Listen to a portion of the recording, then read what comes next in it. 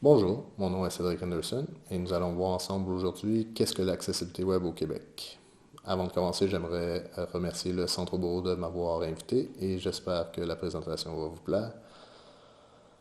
Alors Joe, nous allons voir ensemble qui je suis, ce que je fais comme travail.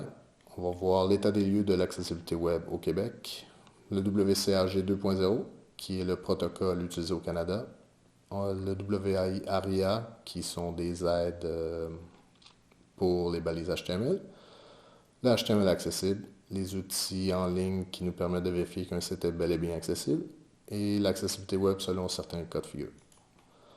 Donc, je travaille dans le domaine du web depuis 2003. Je travaille comme développeur full stack, donc je m'occupe de l'avant-scène et de l'arrière-scène lorsqu'on fait un site Internet. Je travaille beaucoup avec des institutions publiques, des institutions privées, des petites entreprises, des artistes, des travailleurs autonomes. Travaille beaucoup avec WordPress. Je fais des thèmes personnalisés pour la plateforme WordPress. Et je travaille actuellement à l'UQAM au laboratoire NT2, qui est un laboratoire de recherche en art et en littérature numérique. Donc, je me dois de vous lire la définition de qu'est-ce que l'accessibilité web. Donc, un contenu ou un service offert sur le web est considéré comme accessible lorsque toute personne, peu importe ses incapacités, peut le comprendre, y naviguer et interagir avec lui. L'accessibilité web représente un élément important pour permettre l'intégration sociale et la participation à la vie collective de la population.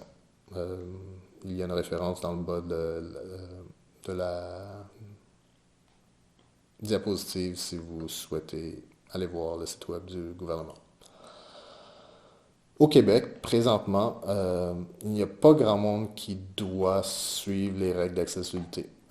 Mis à part le gouvernement, il n'y a presque personne. Il y a les collèges d'enseignement, il y a les établissements d'enseignement au niveau universitaire, mais dans la majorité des cas, c'est les ministères puis les organismes gouvernementaux qui se doivent d'être accessibles. Donc, c'est en fait deux diapositives avec les liens dans le bas qui vont vous expliquer exactement qui doit appliquer les règles d'accessibilité. Mais sachez que si vous êtes des artistes, vous êtes un centre d'artistes, vous êtes une petite entreprise, une OSBL, vous n'êtes pas obligé d'avoir un site, vous n'êtes pas obligé d'avoir un site accessible. Le WCAG 2.0, en fait, c'est un ensemble de règles qui nous permet de s'assurer que le site va être accessible par la majorité des gens. Donc, il y a beaucoup, beaucoup, beaucoup de règles. C'est un très gros document. Par contre, on peut l'expliquer en 4 points. Un site se doit d'être perceptible, utilisable, compréhensible et robuste.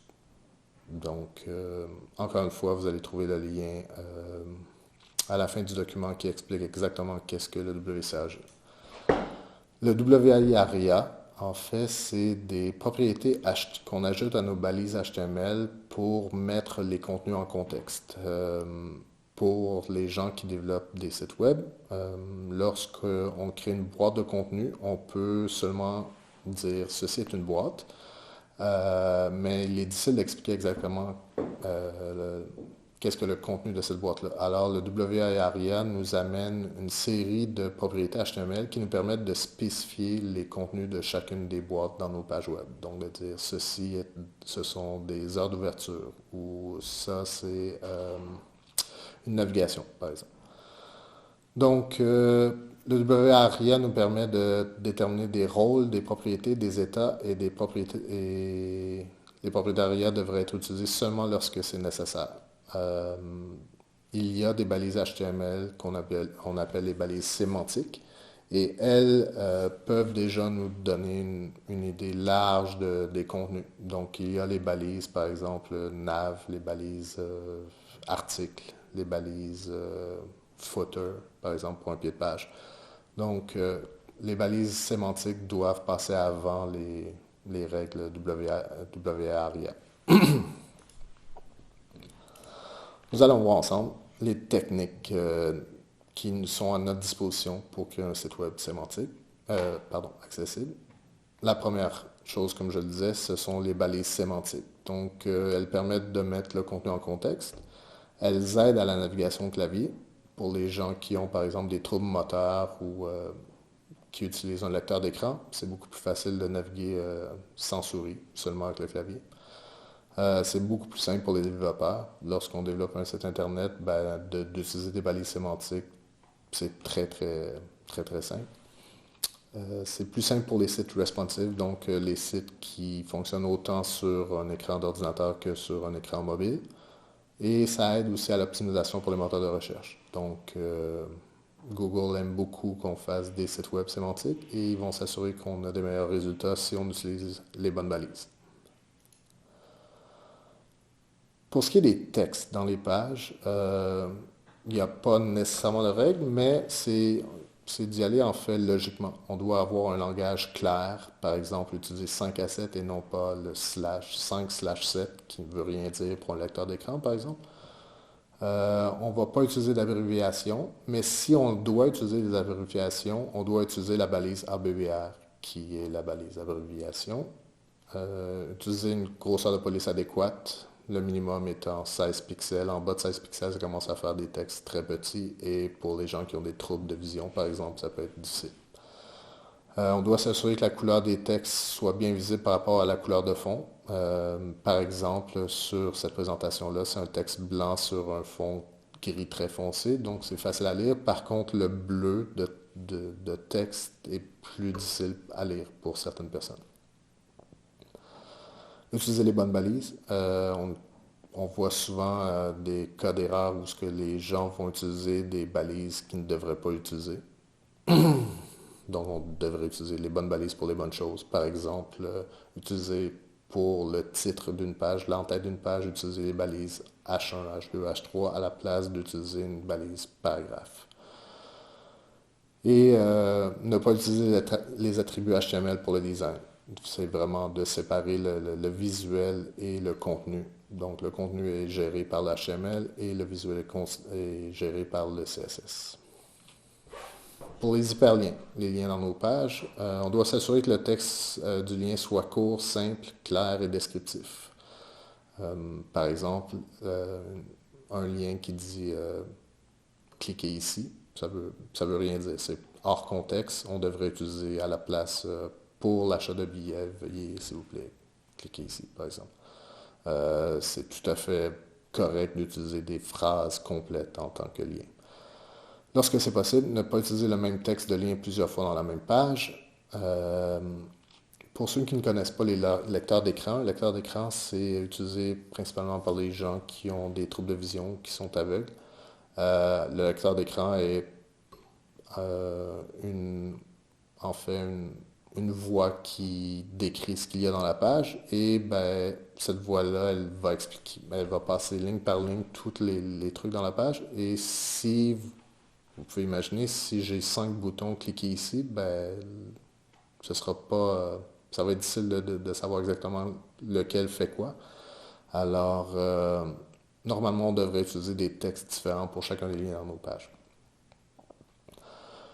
Utiliser l'attribut title lorsque c'est possible. L'attribut title, en fait, c'est pour, par exemple, les images et les hyperliens dans ce cas-ci. Et c'est pas visible pour les lecteurs d'écran. Par contre, donc, il ne faut pas mettre de texte important. Par contre, c'est en fait l'attribut title, vous savez, c'est lorsqu'on passe avec la souris sur un lien, puis il va y avoir une petite bulle qui explique explicatif. C'est l'attribut title. Donc, s'assurer de mettre une description qui explique bien où est-ce que le lien s'en va en fait. Lorsqu'on écrit un lien vers un fichier, écrire le poids de celui-ci et utiliser l'attribut download. Il y a un attribut HTML qui est download et on devrait l'utiliser.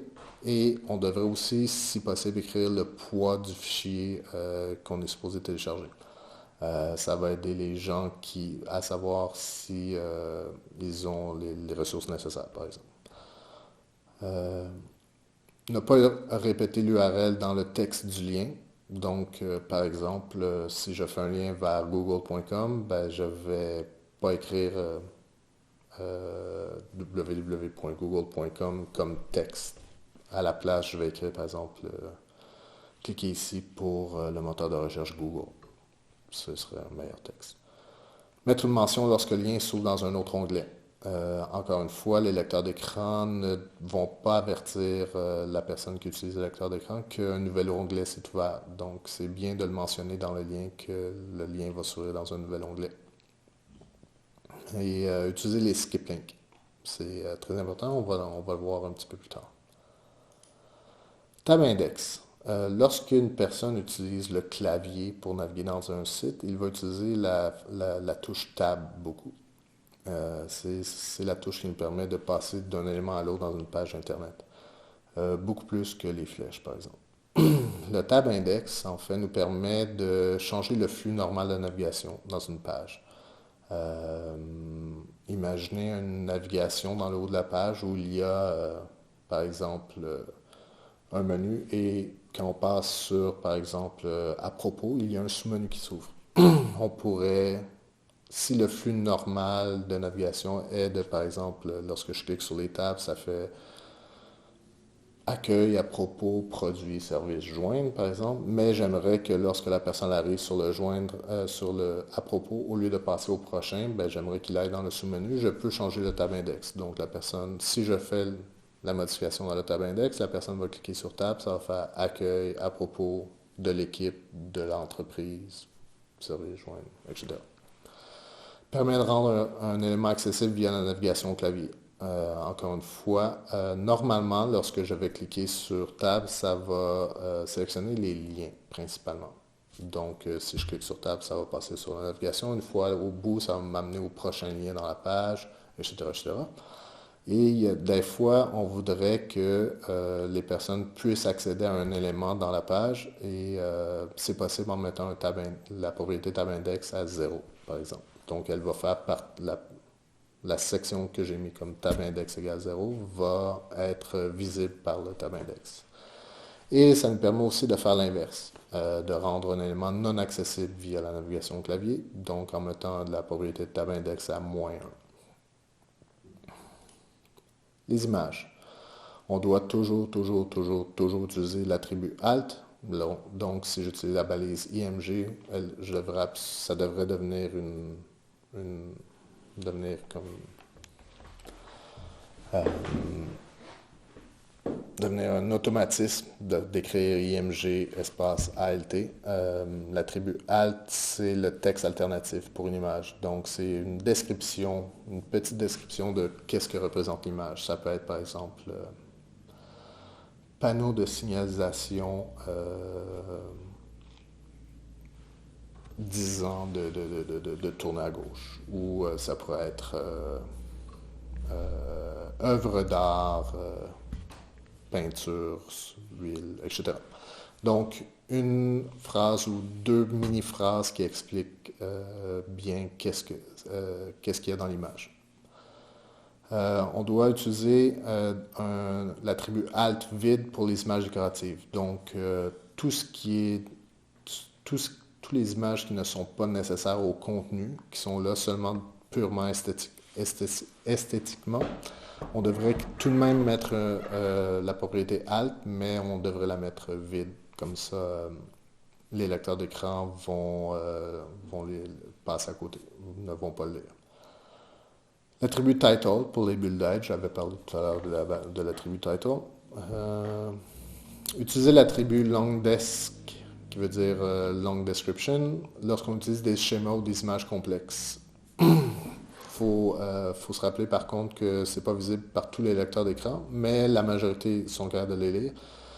Les longues descriptions, on va l'utiliser lorsque j'ai un schéma qui représente, je ne sais pas, une statistique par exemple, ou ça, les schémas en pointe de tarte. Ben, c'est difficile à expliquer en une phrase, puis de mettre une seule phrase avec l'attribut alt qui dit schéma de statistiques des visites sur le site de 2019 par exemple. Ça ne donne pas la statistique à la personne qui est malvoyante. Donc, en utilisant la longue description, ça nous permet de mettre un lien vers une description longue. Donc, la personne, quand elle va avoir accès à cette longue description-là, elle devrait avoir accès à vraiment une description complète qui explique que 10% est attribué à telle chose, 25% est attribué à telle chose, dans le cas de, par exemple, statistiques. Utiliser des noms de fichiers descriptifs. Si j'ai une image .jpeg, par exemple, il y a certains lecteurs d'écran qui vont lire le nom de fichier. Donc, c'est une bonne idée de mettre des noms de fichiers qui soient descriptifs à la place d'avoir seulement img001.jpg. Si la description d'une image est dans un paragraphe adjacent, utilisez l'attribut ARIA labeled by. Donc, tout à l'heure, on parlait de ARIA. Ceci est un attribut qui nous permet, par exemple, de dire, ben, cette image-là, le paragraphe qui est juste à côté, c'est la description de cette image-là. Et on devrait utiliser les balises figure et fig caption, qui sont des balises sémantiques qui nous permettent de dire, ben, voici une figure qui contient une image, une description, un paragraphe, puis, je sais pas, un MP3, par exemple. Donc, ça nous permet de regrouper plusieurs éléments ensemble qui font partie de cette image-là. Pour les formulaires, on doit s'assurer que nos formulaires soient simples, soient clairs et soient logiques. On voit souvent des sites, par exemple, où il y a des formulaires sur plusieurs pages, section 1, section 2, section 3, avec des suivants. C'est déjà frustrant pour quelqu'un qui n'a pas un handicap visuel, qui n'a pas de problème de vision. J'ose pas imaginer pour quelqu'un qui utilise un lecteur d'écran. S'assurer qu'il fonctionne avec une navigation au clavier en utilisant le tab index. C'est un excellent exemple, les formulaires pour le tab index que j'expliquais juste avant. Par exemple, si je fais un formulaire sur 2 colonnes, ben, normalement le tab va y aller la colonne de gauche en premier, ensuite la colonne de droite. Ben, peut-être que je voudrais, par exemple, qu'il fasse de gauche à droite, gauche à droite, gauche à droite, gauche à droite. Je vais pouvoir contrôler ça avec le tab index. Utiliser des labels ou bien ARIA label. Une autre erreur qu'on voit souvent sur les sites, c'est que les gens, esthétiquement, c'est plate d'avoir, par exemple, un champ nom et que ce soit écrit nom au-dessus. Les gens préfèrent mettre le nom à l'intérieur du champ. Et par défaut, on doit utiliser un placeholder qu'on appelle dans la balise input. Et ce n'est pas lu par les lecteurs d'écran. Donc, on devrait utiliser le label de chacun de nos champs. Et on peut utiliser, par exemple, float label à la place si on veut pouvoir changer de place, puis le mettre justement à l'intérieur du champ. Utiliser ARIA describe by pour les explications longues. Donc, si j'ai un formulaire complexe avec une longue explication, je vais utiliser la propriété ARIA describe by pour que ce soit clair, que c'est bien la description pour le formulaire. Et on devrait garder les erreurs en contexte. Une autre erreur, souvent, c'est on va avoir un formulaire, puis j'oublie d'écrire mon courriel, ou bien j'écris mon courriel en oubliant de mettre le point, par exemple. Il y a certains formulaires qui vont me ramener dans le haut de la page où il y a tous les messages d'erreur. On ne devrait pas le faire comme ça, on devrait écrire les erreurs pour chacun des champs. Donc, si j'oublie mon courriel, ben, l'erreur devrait être où est-ce que j'ai écrit mon courriel. Donc, voilà. Les tableaux. On devrait utiliser les balises TH et l'attribut scope pour les entêtes. Je vois très, très, très rarement ces balises-là utilisées. En gros, ça nous permet vraiment de définir la colonne fait telle chose, telle autre colonne explique telle autre chose, etc. Ça permet vraiment de donner un contexte aux lignes et aux colonnes dans un tableau. Utiliser T-head et T-body et T-footer n'aide pas le lecteur d'écran, mais permet de garder les éléments en contexte. Donc, ce que je viens d'expliquer. Autre note sur les éléments HTML. Les éléments cachés avec Visibility Hidden ou bien Display None ne sont pas vus par le lecteur d'écran. Utilisez le positionnement avec Z-index à la place. Pour cet exemple-là, pour le truc du Z-index, un des trucs qu'on va voir, qu'on va utiliser souvent, le Visibility Hidden, c'est pour les accordéons. Donc, si j'ai un accordéon dans un site et je clique sur la petite flèche, ça va cacher l'élément précédent et ça va afficher le suivant. Et souvent, on va utiliser la propriété Visibility Hidden. Le problème avec ça, c'est que ce ne sera pas visible pour les lecteurs d'écran. Donc, à la place, on devrait utiliser un Z-index ou quelconque autre méthode, mais on ne devrait pas cacher de contenu si c'est du contenu pertinent pour les gens qui ont des problèmes de vision. Même chose pour les canevas. Si on a des sites hyper dynamiques avec un paquet d'animations, c'est très possible que ça utilise le Canva. On devrait s'assurer de référencer via JavaScript ou avec ARIA pour s'assurer au moins qu'il y a un texte qui explique aux gens qui ont le problème de vision qu'est-ce qui se passe, qu'est-ce qui est supposé se passer dans ce Canva-là. Utiliser la balise button, ne pas utiliser de balise div pour créer des boutons. Donc, encore une fois, c'est de s'assurer que les contenus soient en contexte, que ce soit, on utilise un HTML sémantique, que on ne devrait pas utiliser une boîte. Une boîte div, c'est une boîte qui peut contenir n'importe quoi en fin de compte. Alors qu'un bouton, ben, le nom le dit, c'est un bouton, c'est un truc interactif. On doit s'assurer d'avoir un bon niveau de contraste entre l'avant-plan et l'arrière-plan.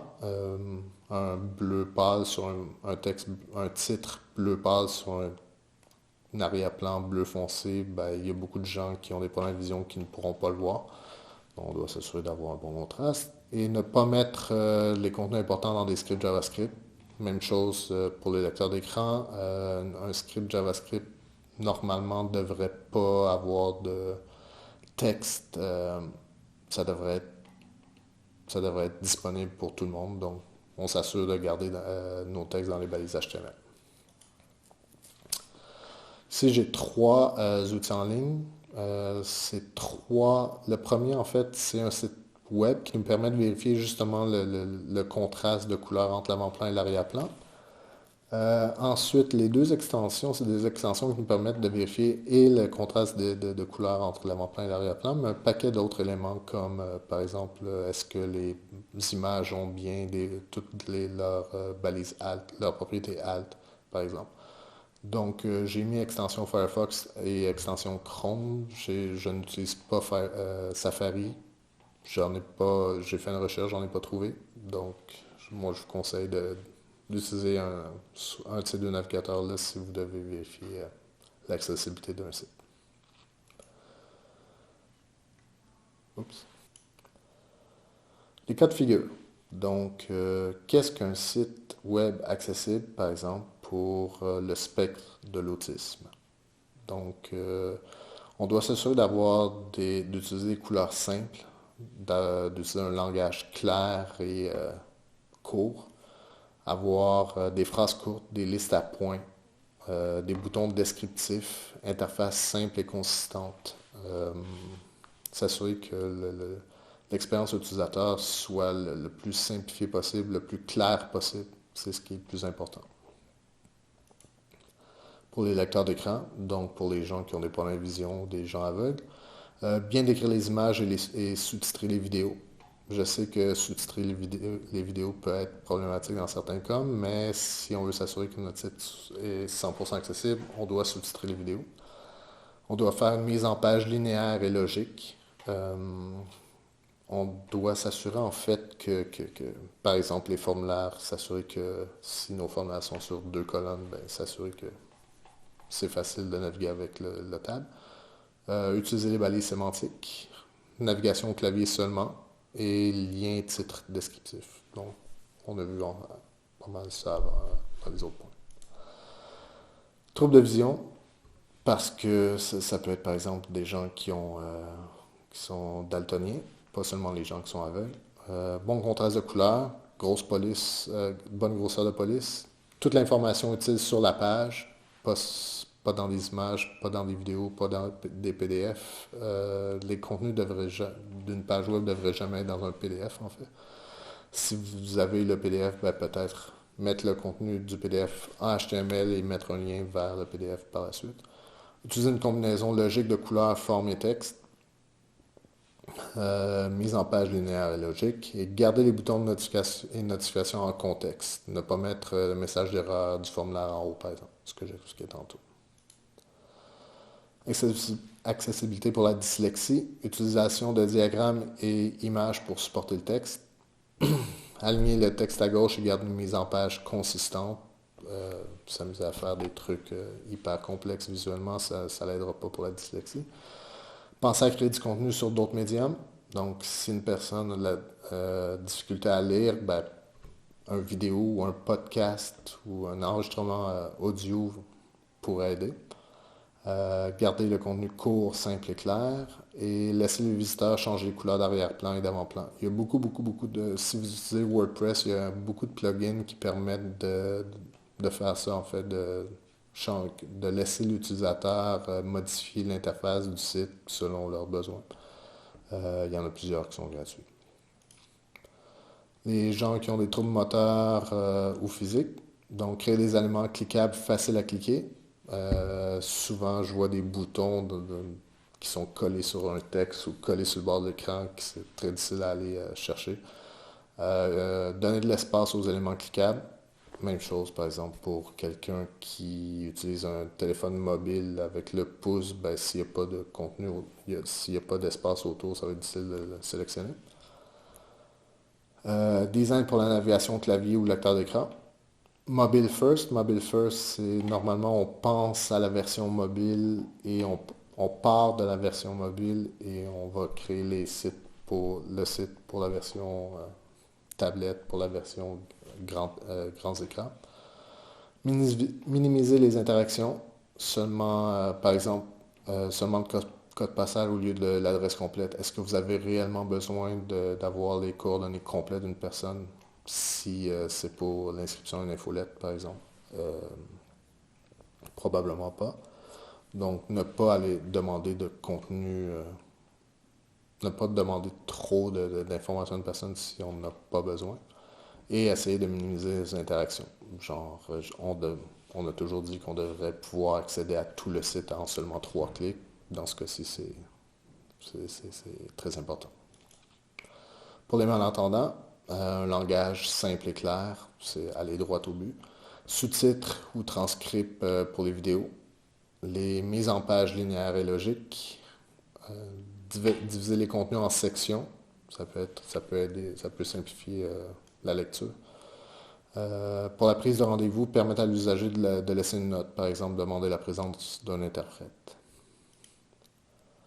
Pour les troubles d'anxiété, laisser assez de temps aux usagers pour compléter une action. Encore une fois, pour certains sites gouvernementaux ou des sites où on doit remettre une information confidentielle, souvent il va y avoir un chronomètre sur un formulaire, par exemple, et on nous demande de terminer le formulaire en 20 minutes, ben, on pourrait le laisser 60 minutes à la place. On devrait laisser le temps aux usagers de compléter l'action facilement sans être stressé par autant qu'il reste. Expliquer ce qui se passera après avoir commis une action. Lorsqu'on a un formulaire avec un bouton envoyer, ben, peut-être juste avant le bouton envoyer, dire vous serez redirigé vers une page qui vous donnera la confirmation que nous avons bien reçu le formulaire. Mettre l'accent sur les informations importantes, les mettre en caractère gras ou plus gros. Offrir un support nécessaire pour aider les usagers. Si vous avez un formulaire hyper complexe sur le site, peut-être mettre une vidéo d'une personne qui remplit le formulaire, par exemple. Laisser l'usager vérifier les réponses avant d'envoyer un formulaire. Donc peut-être que si la personne a cliqué sur envoyer, ben je sais pas, un pop-up qui dit avez-vous bien vérifié telle section, etc. Ici, c'est plusieurs références. Donc, pour le WCAG 2.0, Trésor du gouvernement qui était par rapport à les standards et les normes de l'accessibilité web. Euh, Même chose en dessous pour le Trésor. Si vous allez sur le site de québec.ca, barre oblique accessibilité, vous allez avoir l'information à propos du gouvernement du Québec, qu'est-ce qu'ils ont fait pour s'assurer que leur site soit accessible. Euh, le A11YQC, c'est un organisme québécois qui vient en aide aux entreprises pour justement s'assurer que leur site soit accessible. Le UK Office, Home Office, c'est une affiche en fait qui parle de l'accessibilité et les, les, euh, les cas de figure que je viens d'expliquer en fait viennent de ce poster-là. Et ouais, le WIARIA 1.0, etc. Donc, c'est tout. C'est ce que j'avais à dire à propos de l'accessibilité web au Québec. Euh, Comme je l'expliquais au début de la présentation, ce n'est pas quelque chose d'obligatoire au Québec de rendre un site accessible. Par contre, ça devrait faire partie des plans de création d'un site web. Ça devrait être une des premières choses qui est discutée. Ce n'est pas difficile de rendre un site accessible. Ce n'est pas beaucoup de travail, beaucoup plus de travail que de faire un site non accessible. C'est pas ce qui va coûter le plus cher lorsqu'on fait le développement d'un site Internet. Donc, on se doit de faire un site accessible. Il y a tellement d'avantages à avoir un site accessible et très très peu de désavantages à avoir un site accessible. Donc, c'est, c'est- on se doit de faire des sites accessibles et de s'assurer que tous les gens puissent accéder à notre site. C'est tout. Si je me trompe pas, il va y avoir une discussion de planifier avec Oboro. Je vais leur laisser l'opportunité d'en parler. Donc, merci beaucoup.